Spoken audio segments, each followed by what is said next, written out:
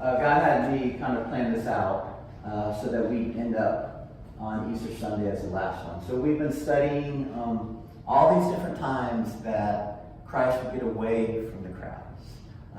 He was doing all these different types of ministry, but it was really important that he got away from the crowds and connected to his Father and got refueled. And so that's kind of been my heart, is creating a space and training for me too, but all of us kind of learning the importance of that, especially in a small church when we're doing so many different things. So, like they say, it was started in the Orthodox Church, actually a long time ago. It was part of their ceremony, but it's a traditional greeting on Easter. It's basically, he is risen indeed. But the scripture here is, he is not here, he has risen, just as he said, Matthew 28:6. And there's the Shroud of Turin, if you want a fun research project. It's I think in a cathedral in Italy, a Catholic cathedral, but they really believe that it's actually the shroud that was wrapped around Jesus. I don't know. They did all this DNA testing. Actually, the church loaned it to a bunch of scientists. Most of them were not Christians, and at the end of it, they all believed. So whether it is that or not, to me, it doesn't matter. You look at the fruit of just studying it. So how would the disciples have known Christ had risen if they hadn't tried to connect with him at his tomb? So I think so many times in our life, we have lost kind of that, finding that presence. We are kind of, where are you, God? What are you doing, God? And that's where the disciples were. Like Jeremy mentioned, they had expected Christ to come and restore Israel as a nation. And so he died. And they were like, okay, what can I do? Where can I see my Savior? And so they went to the tomb.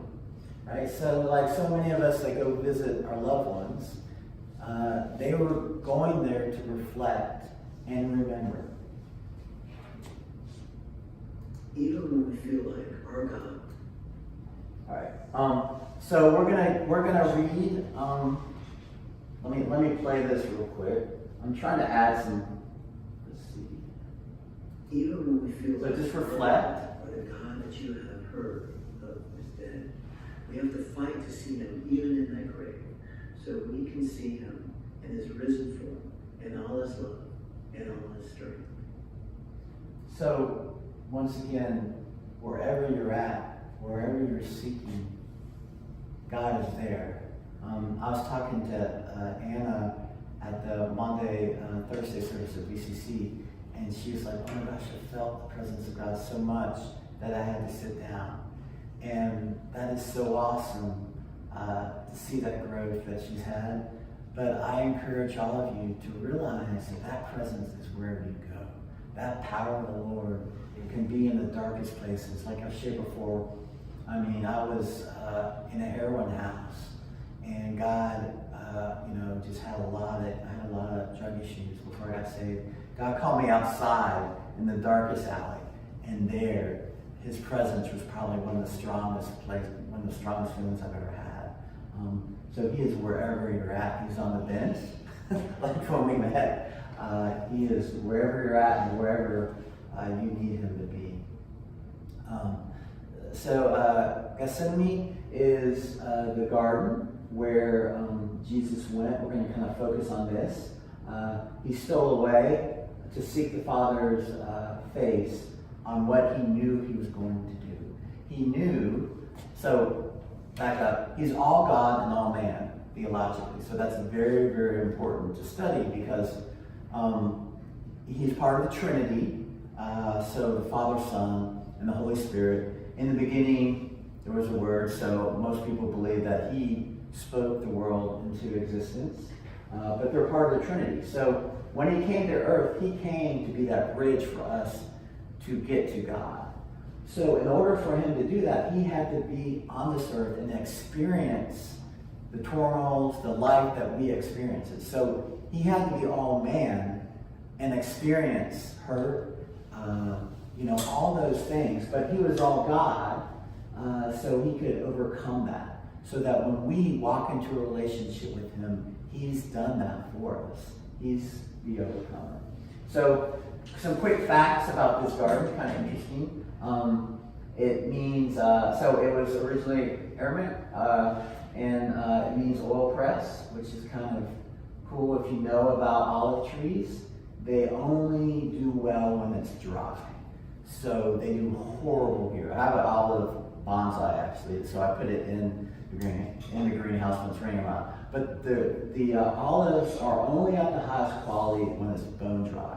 And also what's cool about them is what they do is a lot of times they'll buy these fields and it looks like those things are dead, completely dead. And they'll kind of cultivate and water them and fertilize them, and then they spring up. So the roots are there.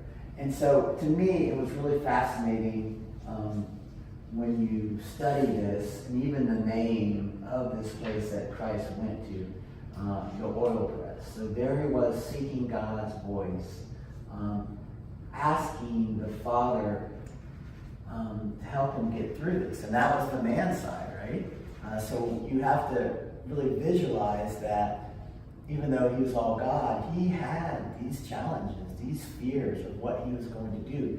The difference between him and us is a lot of times when God calls us to walk something out, we just see a glimpse.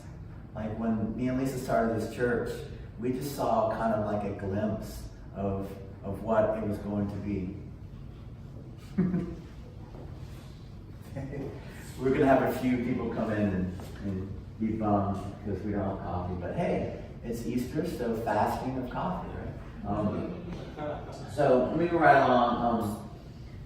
So there were 4 locations claimed to be the place where Jesus prayed on the night he was betrayed. So everybody wants a piece, right, of that. And you'll find when you go to Jerusalem, depending on what denomination it are, Orthodox, Catholic, there's inconsistencies about where Jesus died on the cross, where these different places were. And historically, it's important to go. But the reality is, he's here, right? We don't have to make a trip to the monastery in Tibet to experience God. We don't have to go to Mecca. We don't have to go to for Jehovah's Witnesses. I think it's in Chicago. They're a big place where you have to make a trip to. But all we have to do is stay here and ask Christ to change our lives and come into our lives. So the Rock of Acts. So there's a couple of different locations that you kind of want to read it. Of course, the Greek Orthodox, the Russian Orthodox, Serbian Orthodox.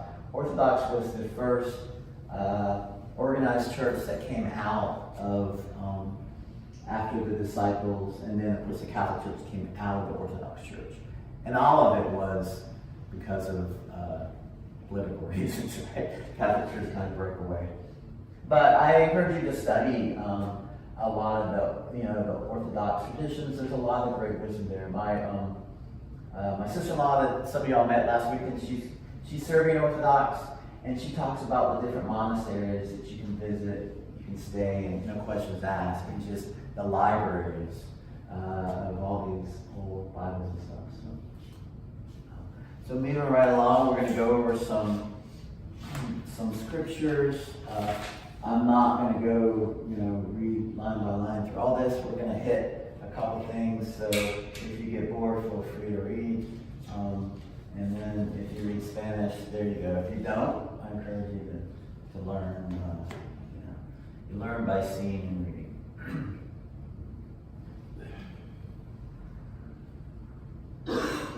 So we're going to start with these scriptures. And I think these are a good reflection of how Christ was striving to hear his Father's voice. So he stole away from the disciples. He kind of broke loose of that and went to this place to pray. But the human side, all of us want encouragement. All of us don't want to walk things out on our own. And it's been awesome for a lot of you people that have been here from the beginning. I mean, you've been encouraging, you've been there. But at the end of it, we all have to connect to God on our own. We all have to spend that time with God on our own. It's not about your family, if they're Christians. It's not about all those things, but it's our connection. So he stole away, and the disciples came with him. So we once again have to look through this lens of all God and all man. So 38. So Matthew 26, 36 through 46, New American Standard. I encourage you to kind of read down, but we're jumping to 38. Then he said to them, "My soul is deeply grieved to the point of death. Remain here." My southern accent came out there. Remain here. Okay. And keep watch with me. So he was wanting encouragement. He wanted to go pray. He wanted to steal away. What's interesting, this is the only time out of all the times we studied where he stole away and connected with the Father, where he felt like it was important that the disciples were with him. Before, the disciples didn't know where he was. They would come to him and say, "Hey, all these people are looking for you. What are you doing?" And so this was that one time where he's like, "This is a huge, huge deal." And the human side of me, I need encouragement. I need these people that I've been speaking into, that walked with me through this, to be there. So I have a quick story. When you get married, you become one, right? So that is challenging. But scriptures talk about becoming one. And so you have different expectations for each other. And so I grew up in some crazy situations, so I had no fear. And I really had a crazy viewpoint of safety. I mean, just, I had no fear, didn't care about safety, would car surf. I mean, just some of the stuff. I mean, I had a guy pull an Uzi on me because he thought I ate his sandwich. I mean, on and on. I went through some really, really crazy stuff. So I had no concept of safety. Fast forward, I married Lisa. And suddenly, Lisa's awesome, but suddenly I realized her expectations, her idea of safety was very, very different. She grew up in an awesome home. Her dad, even to the point when they would do family gatherings and some of the people would be cussing, her dad would sit down and be like, "You're not going to talk that way in front of my daughters." So, awesome dad. But long story short, every time she would travel from somewhere to her house, her sister would call and be on the phone with her until she got in the house. Obviously, with the women, there's men too, but most of the women, there's a lot of challenges if you're going to different places and parking decks and stuff. And so when we got married, I didn't understand that, right? I didn't even know that. That's so part of a lot of people, especially in the South, their vocabulary. But we'd go on a date, I'd be like, "See ya," would be like a Mary Square, and she'd walk back to her car. So that was a huge issue, but God really worked through that and showed me, hey, this is how I care for you. This is how I care for you. I was there in all these places speaking to you, even if you didn't see me. And so, of course, we kind of worked that out, and that expectation kind of healed me. And then the love that her family had, that they cared enough to do that, really, really did some healing in my heart. So, about the scripture 38, once again, your call is your call to love. So, we are all created. God formed us in the womb for a purpose. And our struggle is connecting with God and trying to see that purpose. Moses didn't lead the people out of Israel until way, way later. So we don't know the timing. We don't know when that's going to happen. And we don't even know what God is doing in our life that's preparing for us. Way back when, 20 years ago, I walked into a Bible study and I was like, "Oh man, I like these people." I was in a band, a friend invited me. And Tommy was like, at the end, "Well, this is our last Bible study." I was like, "Crap, man. I like all these people, but we're starting a church." And I had no idea that fast forward now, that I would be planning a church. But God knew. And so even all you here, this is a small church, this is a church plant, but I truly believe that you're here for a reason. God is speaking to you, God is preparing you for whatever call He has for you in the future. So back to, let me jump down to, let's see, let me jump down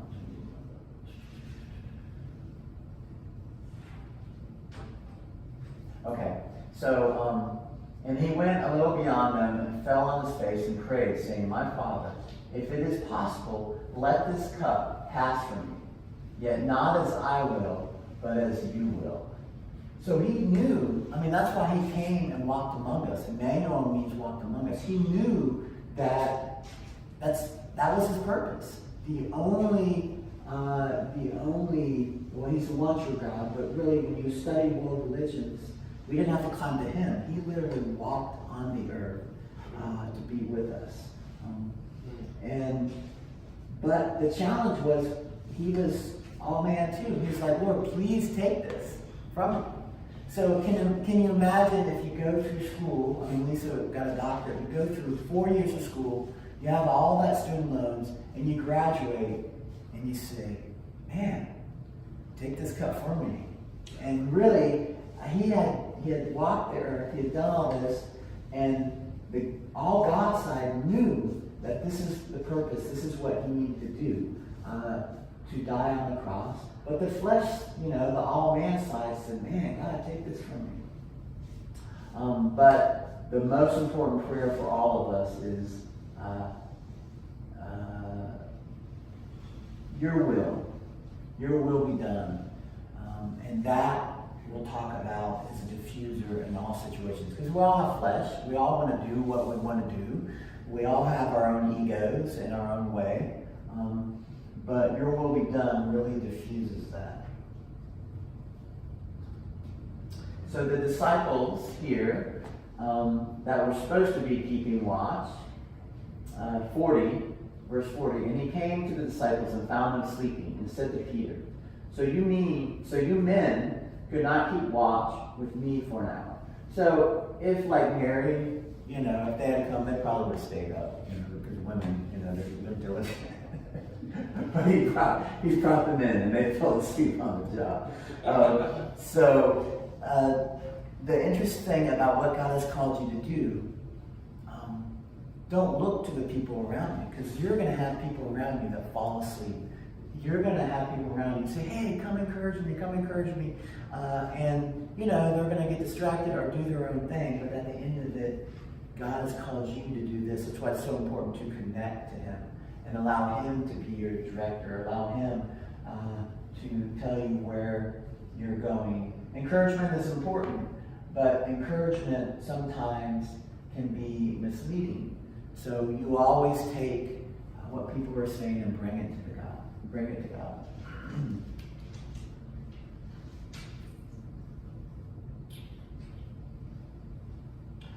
So kind of a side note, which is interesting, I love church history and I love world religions because I think it's so important to connect because we live in the world and to understand different people, where they're coming from, their background. And so when I was at BCC, Vineyard Community Church in Marietta, the church we were planted out of, and I was there for 20 years. I left for maybe 4 years and came back. But whenever someone left, before they left the church, I would ask them, "Why are you leaving?" Or I would call them, "Why are you leaving?" And always say, "Hey, I'm not going to tell the pastor. I want to know so that we can kind of figure out how to do things better in this church." And there are a couple things that I heard over and over and over, which was very interesting.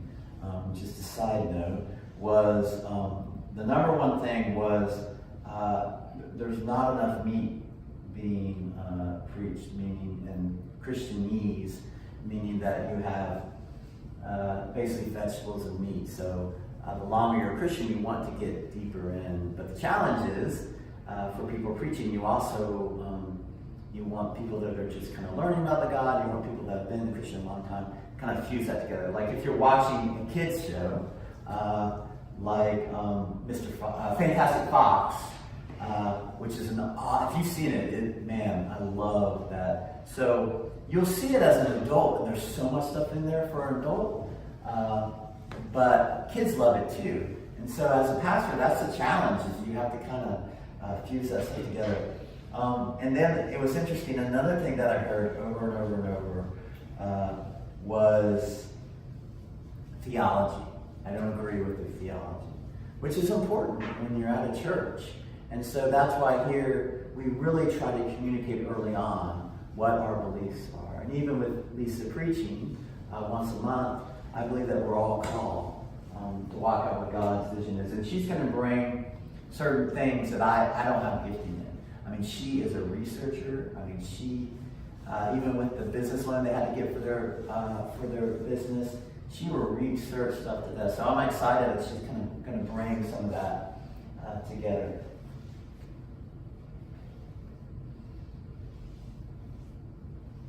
So, as he was seeking the Father's face, and as he was realizing this was his walk alone in the flesh, in the human form, he knew that already. I think it's important to realize that he knew the cost, and yet he struggled with it, like I shared before. He knew the cost, yet he struggled with it. And so you see in these scriptures the challenge of him struggling. It says even he wept tears of blood as he was just striving and trying to overcome the man-side.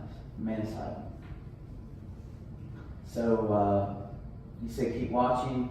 So this is in 41 is a really interesting verse. And I know I'm kind of jumping around, but there's so much material here.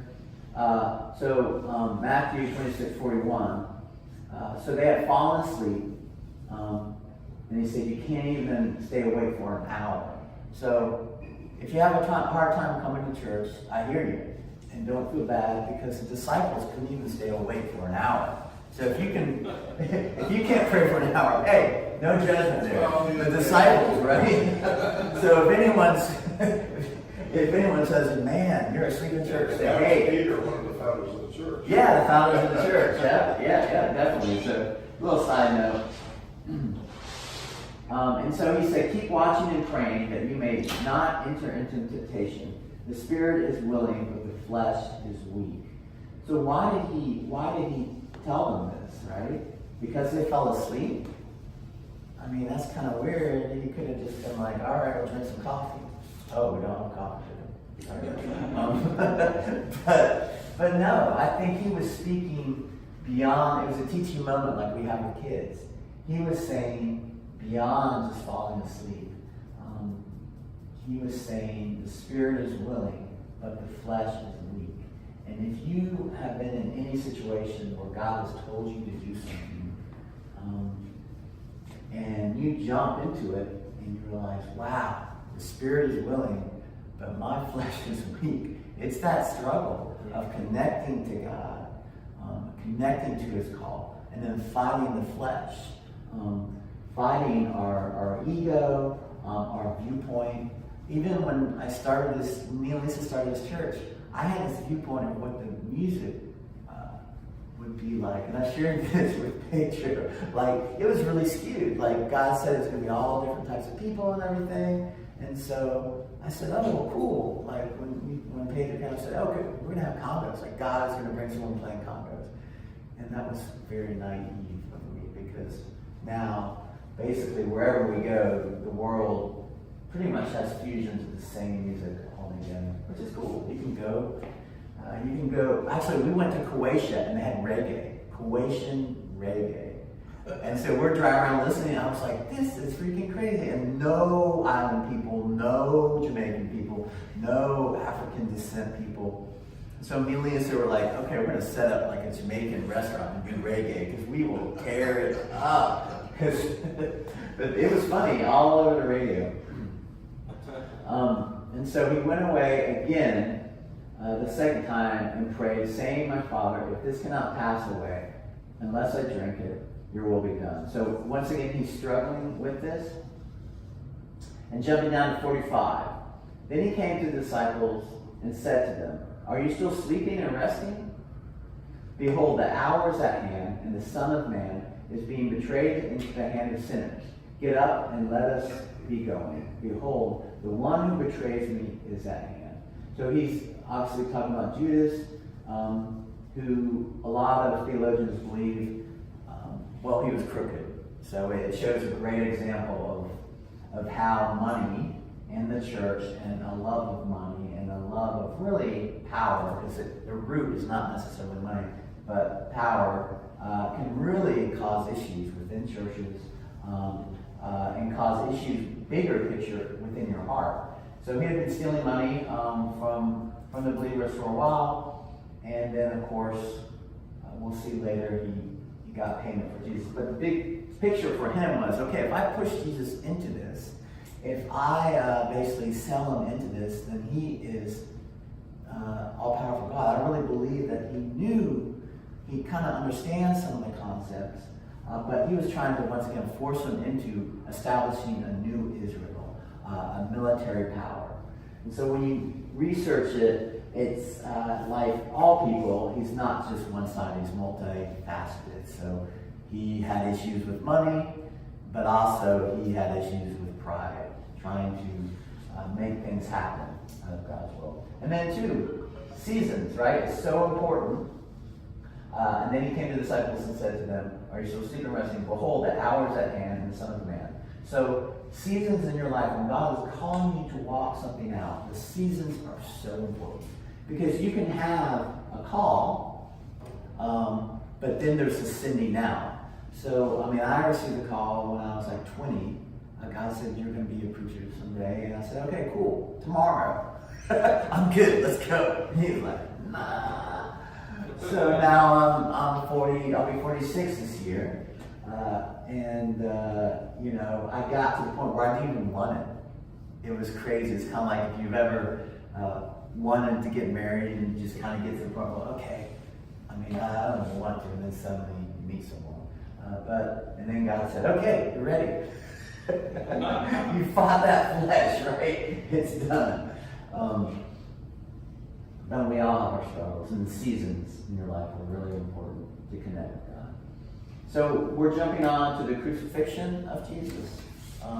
So we talked about him seeking God, empowering, trying to connect with God in that season, and then knowing what he had to do. He had to die, which is a very odd concept when you look at world religions. It's very confusing.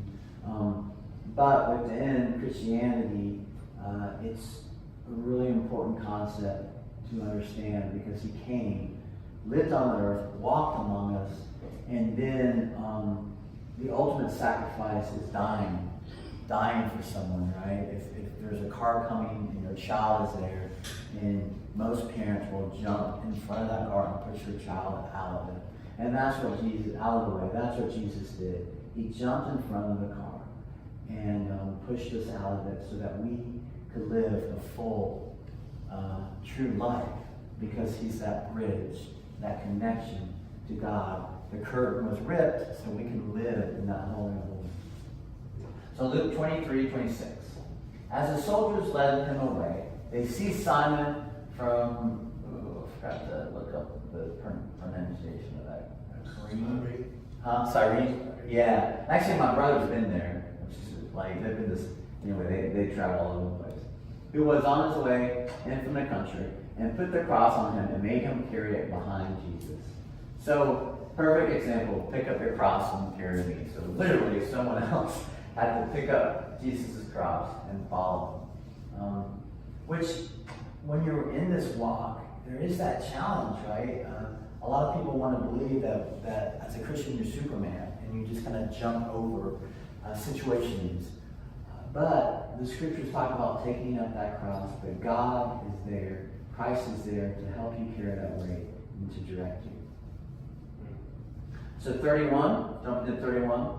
For if people do these things when the tree is green, what will happen when it is dry? So that's what Jesus was speaking during that walking process.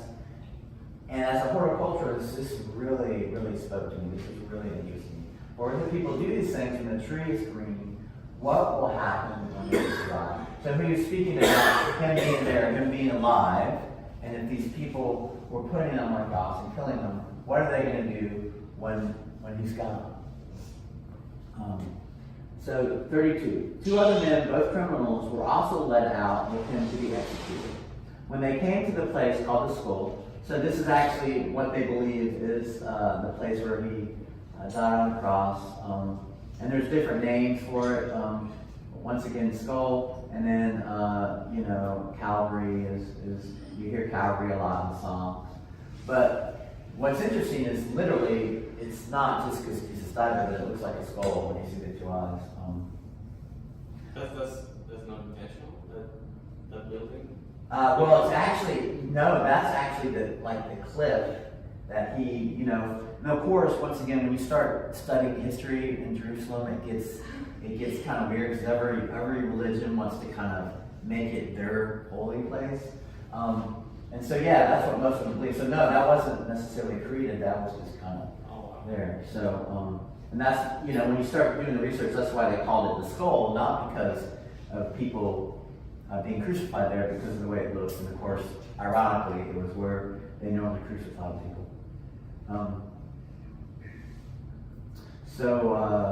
He was led there to be executed. When they came to the place called the Skull, they crucified him there, along with the criminals, on his right and the other on his left. So, flashback to when he was born. The holy of holy people weren't there. The politicians weren't there. The shepherds were there, who probably couldn't even be kosher. When you're living on the land, living in the woods, it's really hard to keep, Jewish law. And then you had the men, the wise men that were following the stars. So at the end of his life, he didn't have politicians on either side. He didn't have this great theologian on either side. He had criminals. Which to me is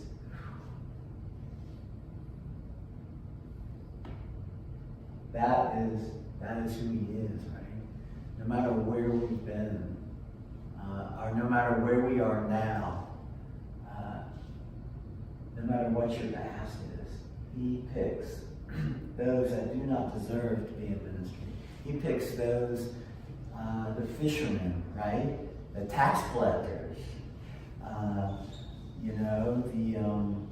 all these people that do not deserve. He didn't pick the Pharisees because they knew the knowledge. They knew all the scriptures, but they didn't have it here. And so even in his death, he picked, I really believe that the timing of him being on that cross, that those people on either side of him was really on purpose for him to really show what his life is about, show that we all have a purpose, we all have a call. He loves us where we're at. So then, 34, Jesus said, "Father, forgive them, for they do not know what they are doing." And they divided up his clothes by casting lots. So Luke 23,